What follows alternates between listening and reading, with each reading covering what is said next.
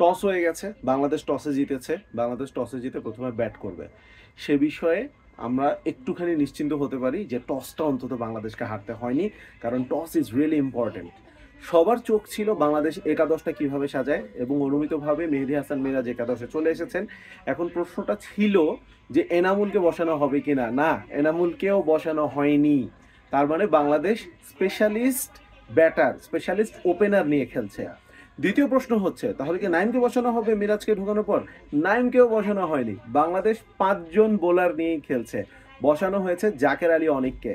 একটুখানি সারপ্রাইজড আমি হয়েছি, কারণ জাকের আলী অনেক খুব ভালো ফর্মে ছিলেন। কিন্তু আমি বলবো যে this is really bold decision from the team management, and this is the right decision. Mehedi Hasan Miraz lower middle অর্ডারে ব্যাট করছেন, সুতরাং batting is covered, bowling is covered. Jaker Ali অনেক একজন স্পেশালিস্ট ব্যাটার, ওই 7-8 খেলবেন, এটা আসলে খুব একটা মেক সেন্স করে না। I am very happy, yes I am a bit surprise, but I am very happy যে একটা bold decision Bangladesh team management নিয়েছে। একই সাথে এনামুল হক বিজয় আরও একবার সুযোগ পেয়েছেন। এখন দেখার বিষয় যে সুযোগটা তিনি কাজে লাগাতে পারেন কিনা।